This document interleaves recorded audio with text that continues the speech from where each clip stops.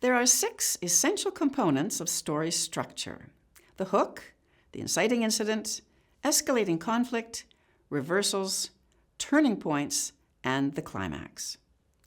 In the previous videos, we looked at the first 2, and now let's talk about the third, conflict. All stories are about conflict. A character who has no problems, no obstacles to overcome, is a boring character, and they are living in a non-story. We love to see characters thrown into crisis, forced to grapple with problems. I don't think it's because we're sadists. It's because we read novels to feel the emotional bond with a character who faces a dilemma. We think, what would I do in that situation?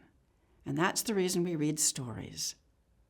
Yet new writers often shy away from depicting their characters' conflict. This only undermines the power of their story. Instead, I recommend that you embrace all the richness that conflict gives you as a writer. When I'm planning a book, scene by scene, I always ask myself, partly in jest, what could possibly go wrong? Ask yourself that same question continuously about the story you're developing. What could possibly go wrong? And then, seriously, make that happen. Conflict in a story occurs because the protagonist, the main character, wants something but comes up against some force of antagonism. That is, someone has a goal that's in direct opposition to the protagonist's desire. I once heard best-selling author John le Carré give an interview, and he spoke about this concept of conflict. He said, "The cat sat on the mat is not a story, but the cat sat on the dog's mat, that's the beginning of a story." I'm going to give you 3 tips for working with conflict in your story. Tip number 1, don't be intimidated by the word conflict. Conflict does not mean combat. It's not about fighting. It just means problems. What problems does your main character face in trying to achieve his or her goal? Here's an example. There's a film by British writer-director Ken Loach called Raining Stones. It's the story of a working-class man who loves his family and his religion.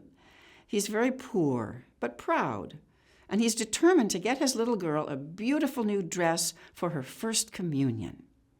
But the dress is very expensive, and that's his problem. In his desperation to raise the money, he tries more and more questionable and even dangerous measures, bringing him into conflict with his family and friends and eventually the law.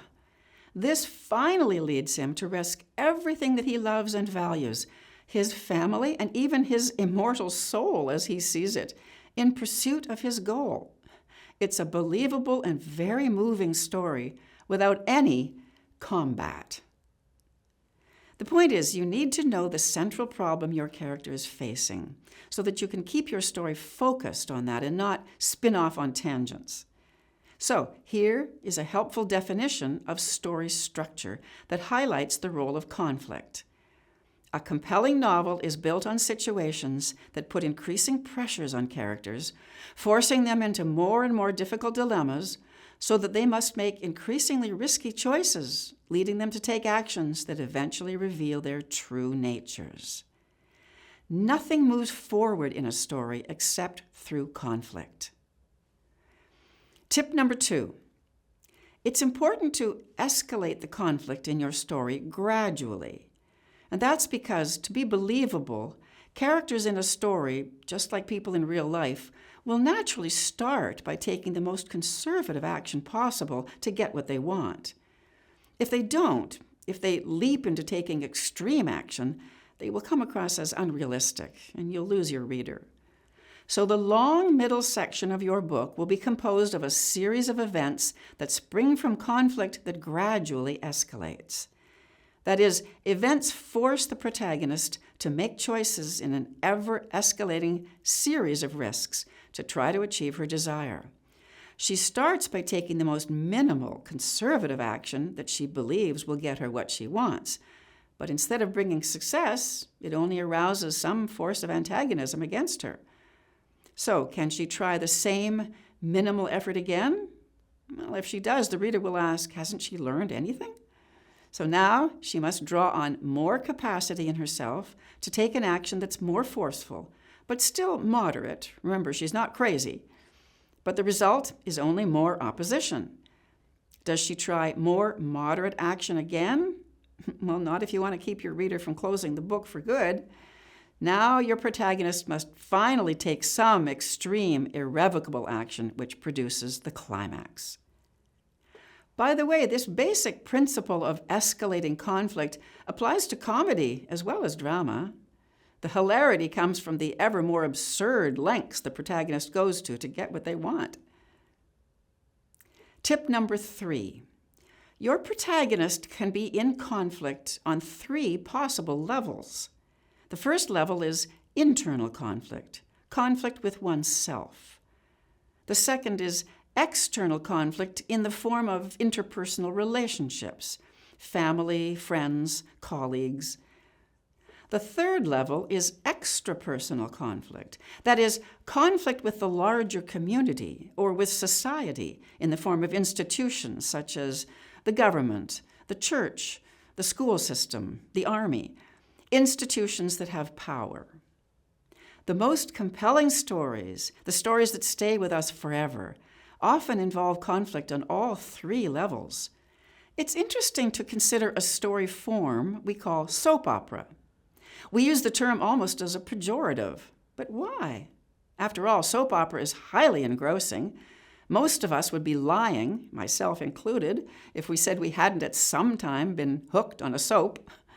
I think the reason that we sense weakness in the soap opera form is that it shows us conflict on only one level, the interpersonal. It does that with great panache. It's the strength of soap opera, because interpersonal relationships are so engaging. But it's also incomplete. Characters in a soap opera rarely face internal conflict. There's rarely a crisis of conscience. And they never do battle with extrapersonal forces. For example, if a cop enters a storyline on a soap, you can be sure he'll soon be caught up in the highly personal concerns of the other characters. The story will not be about corruption in the police department. There's virtually no conflict with the self, nor with society. It's all just one level, momentarily very engrossing, but ultimately unsatisfying. We are moved most by stories in which the characters are engaged in all 3 levels of conflict.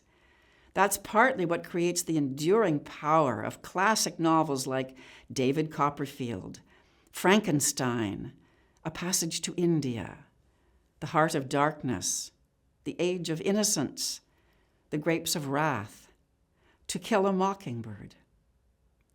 Never shy away from entangling your characters in the swirling currents of conflict. It will prove their mettle and make them reveal their true selves. That's what readers crave.